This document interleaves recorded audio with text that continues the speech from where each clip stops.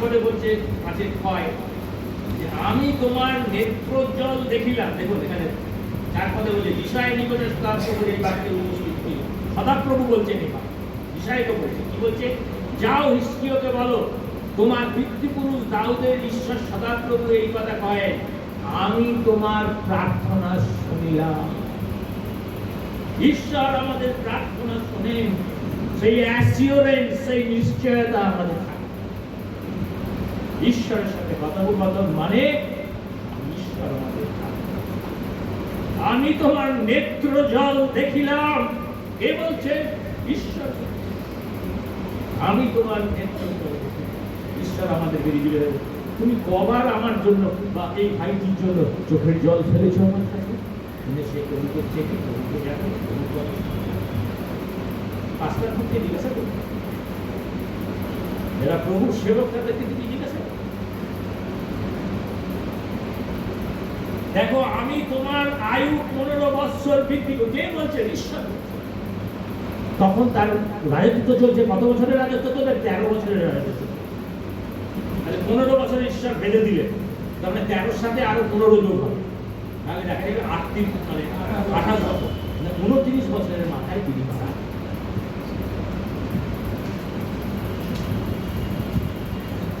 দ্বিতীয় দিবসে পুনরায় উঠিবে, আশিরীয় রাজার হাত থেকে নগরকে উদ্ধার করিব। বলেছে আশিরীয় থেকে উদ্ধার কে করবে?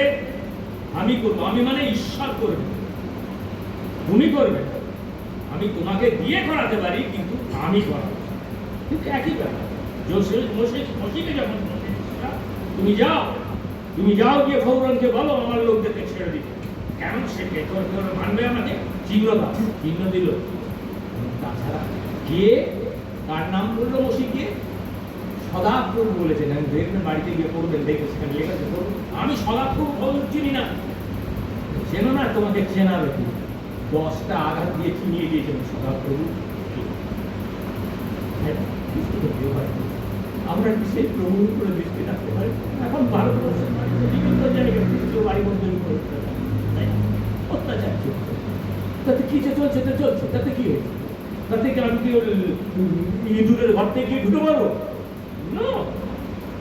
কেন? আমার সাথে কে আছে? আমার সাথে প্রভু আছে। কে আমাকে রক্ষা করবে? প্রভু। আমরা চার্চকে ভেঙে চুরমার করে দিয়েছিল, তাই তো?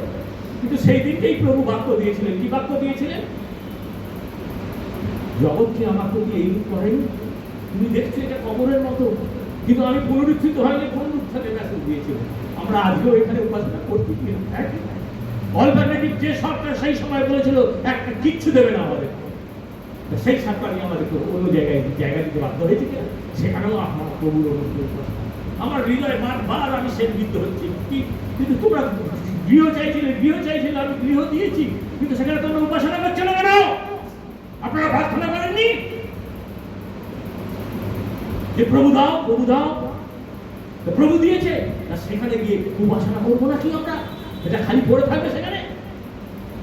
আমি দুহাত তুলে প্রভুকে ধন্যবাদ, সেখানে উপাসনা করবো, সেই উপাসনা আমরা আরম্ভ করবো। কিন্তু সেই এলাকা থেকেও গত রবিবারে আমি দেখেছি যে সেই এলাকা থেকেও বড় বাচ্চারা মিলে অন্তত 12-14 জন সেখানে। প্রভু ধন্যবাদ। এটাই প্রভু চান, যারা সংযুক্ত হয়েছে, যে নট দ্যাট প্রভু চান আরো যেন সংযুক্ত, সেই হৃদয় আমাদের, সেই রকম ভালোবাসা আমাদের করতে। প্রভুর মনোনীত সন্তান আরো সেই অঞ্চল, আরো এই অঞ্চল, তারাও যেন ওই সাথে সংযুক্ত হলে এই মিশন থেকে, ওই ডিনোমিনেশন থেকে একটু চলে এসো আমার দিন, একটু চলে এসো আমার, আমরা এই সুযোগ দেবো, আমরা সেই সুযোগ। Don't care about that. তাদের পদ্ধতিই হচ্ছে তাই। একটা লোককে প্রভুর পথে নিয়ে এসে ভাড়া করে ধান করিয়ে তাকে প্রভুর গৌর বাক্যে তুলে ধরা হয়েছে। খোয়ান কি খোয়ান? আজকে এই চার্চের মেম্বার, কালকে ওই চার্চের মেম্বার। আমি জানি একটাই church, that's the universal church, যীশু খ্রিস্টের গৃহ, নতুন আকাশ, নতুন পৃথিবী, নতুন। এখনকার খ্রিস্ট ভক্তরা বা খ্রিস্ট পালকরা এমন যুবক বলা যায় না, এমন বেইমান হয়ে গেছে যে কি সে একটা অন্য চার্চ থেকে একটা বিশ্বাসী চার্চে এসেছে, যে নিজের বিশ্বাসী বানিয়ে নিল। ওই জন্য তাকে আরেকবার বাপ্তিস্ম দিতে হবে, আরেকবার ডুবিয়ে তাকে বাপ্তিস্ম দিয়ে করে। কিন্তু একবারের জন্য সে মনে করলো না যে তুমি যে চার্চের মেম্বার ছিলে সেই চার্চ থেকে একটা ট্রান্সফার সার্টিফিকেট নিয়েছে। এই হচ্ছে খ্রিস্টান। খুব দুঃখ, খুব দুঃখ। আমরা যেন সেরকম বিশ্বাস। যদি আপনি প্রভুকে চিনে থাকেন, জেনে থাকেন এই মন্ডলীর মধ্যে, জেগে থাকো বলেন প্রভু, করো সদা প্রার্থনা, কেহ জানিবে না কবু আমার গুপ্ত মন্ত্রণা। নিশি যোগে চলে যেমন কাটিবারে ধরেছি, হঠাৎ আইসে আমি তেমন হঠাৎ হইব উপস্থিত। 10টির মধ্যে 5টি মাত্র ছিল সত্য বুদ্ধি জ্ঞান, সত্য 5টি ছিল পাত্র, কিন্তু তৈলে অকুলা।